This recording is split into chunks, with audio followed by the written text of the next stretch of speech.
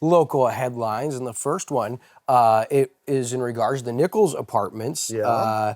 The Sycamore Creek project, we saw on Citizens for a Better Camden County, the Facebook group, there's been recent reports of contractors pulling out and not getting paid. And I couldn't get confirmation, but I believe the general contractor for the project is Thomas Construction. I reached out to Chad Nugent and didn't hear back from him. However, I did reach out to developer Jeff Tegethoff on Monday, and the reports I got, Chris, were that contractors hadn't received a payment since November of 2023. There was a concrete company that was owed $1.5 million, and that the property at Sycamore Creek, those apartments off Nichols, was gated off and work wouldn't be moving forward. Now, I will say Jeff Tegethoff was very responsive and quick to get back to me. He said, yes, there are some issues. We did make a payment Friday, and we're going to make another this week. He goes, it isn't uncommon for projects of this magnitude to get 60 to 90 days behind. And I know there is truth to that. However, he said that $2 million that payment that was on Friday is part of a clear draw process, and that payments for that are actually going to be sent out Monday on the 11th, which was a few days ago. It had to do with lien waivers being collected on the draw, and now weekly, starting with Monday, they're going to submit another one. That payments would then be submitted on the 18th, and so he says it's going to be a couple of weeks for us to get completely caught up, but we're working through that process. And so that's a little scary. Yeah. Because it means there is truth that there are the contractors and subcontractors not getting paid. And the numbers that I saw were hundreds of thousands and millions. And you see those figures shared by Jeff Tegethoff, about 2 million. There's going to be another 2 million. And the total that we found out was in close regards or close range, about 10 million. And so that's massive. And so to kind of break this down and put it in layman's terms, when you look at local contractors, right, let's use Lake TV, for instance. So we have a staff of 12. We do biweekly payroll. And so if we were relying on 600,000, a term we saw out there, which would be massive revenue for a company like us. But if we knew we had $500,000 going out the door on Monday, and so we needed that $600,000 to come in because there was no money in the bank. And so that was absolutely crucial to send that $500,000 out. So when the $600,000 isn't there, you still have the $500,000 people that need those checks. They got bills to pay.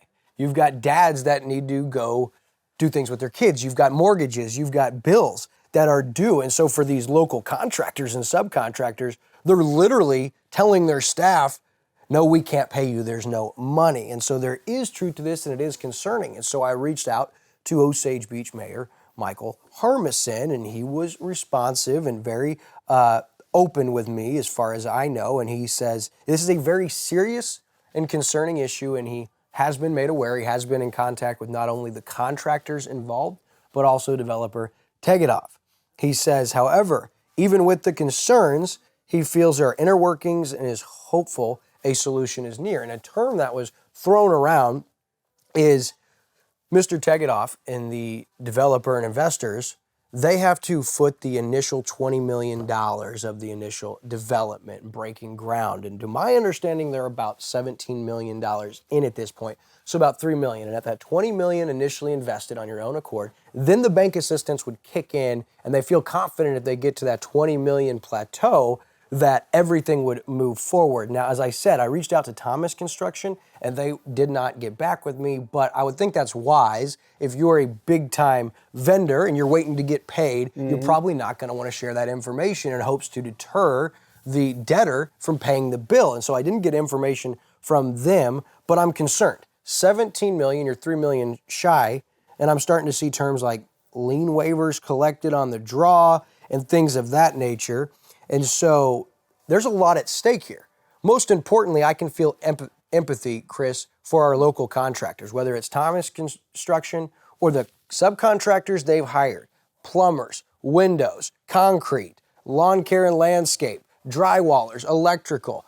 All of those things go into it, HVAC crews. So if you're moving forward and you're saying yes on that $88,000 bid, yes on that $430,000 bid, yes on that $620,000 bid, those all seem good so long as the money's coming in. When it's not, you then have to communicate with your subcontractors, I can't pay you. To my understanding, what I found out, there is no qualms with the communication coming from Thomas Construction to their subcontractors. But these subcontractors still want to get paid, and Thomas Construction's on the hook for that, and they're looking at the developer, Jeff Tagethoff, and saying, help us get through this. So although the mayor feels confident, he should be probably fairly optimistic, because this is a lot riding as far as the city of Osage Beach is concerned. Yeah. Because, Chris, this is the first time in the history of the city of Osage Beach a Chapter 353 abatement was given.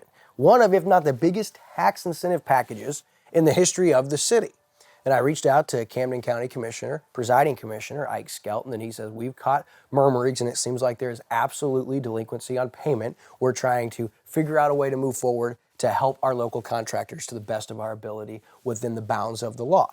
I reached out to Commissioner James Gohagan, and he rivaled and mimicked about the same thought. And so talking with Mayor Hermison, I said, well, this looks bad right now, right? So what's the best case scenario? That they're able to catch up, they're able to pay everybody, the project catches up and it moves forward, and there's just this little black eye for the time being on the project, right? But on the flip side, we have to be realistic. What happens if we get 2, 3, 4 weeks down the road and the contractors and the subcontractors still have not been paid in full, and they do completely fall out? They have to file bankruptcy. They have no other options at that point in time. I straight out asked Mayor Hermison, I said, would there ever be a point where you lost faith in this project and you revoked the bonds on behalf of the city? And he was pretty hesitant and said, I don't really like to deal with hypotheticals, but that's ironic, because all of the premise of this moving forward has all been on hypotheticals and things going a certain way, and it hasn't gone a certain way up to this point in time. And so I'm interested to see. Now, the one element that is good for the city of Osage Beach is in the redevelopment agreement, all of the reimbursements, all of the rebates, like tax-free materials, the no property tax, the TIF, CID, and TDD, that will all come at the end of the project. And to my understanding, that means contractors have to be paid, the sites have to be open, they have to be operational, and for them to get those rebates and reimbursements. And so the city would not be on the hook for all of those credits should this not come to fruition. But I'm still not sure that's enough protection and that's good enough, considering we've got local businesses, big-time players that are in this predicament. And you could argue that it is because of the way the city of Osage Beach rolled out the red carpet for this developer. Now, I hope this is concluded. I hope the contractors get paid. I hope everybody's happy in this move forward, because just a few months ago, we were talking about the Lakewood condos. And then just a few weeks ago, we were talking with developer Jeff Tagethoff, and everything looked good. Well, we didn't exactly know that there were some serious issues financially behind the scenes. Not that a developer would want to share that information, but it was important information we weren't shared when we had him here a couple of weeks ago, as far as his confidence in this project moving forward. So we liked him. We thought he was open, but he wasn't 100% open. He did keep details hidden that were crucial and important for this project moving forward, and this is where we're left. So from here, we find out over the next 2 to 3 weeks, Chris, what happens. Yeah, we're kind of at where the rubber meets the road here. But this is all normal big business. This is everything that's happening right now for projects like this are very normal. Very, very rarely do you get a big project like this that doesn't have a hiccup of some sort exactly like this. And what the developer usually does is he goes and, gets some more financing and pays off the bills and gets things going again.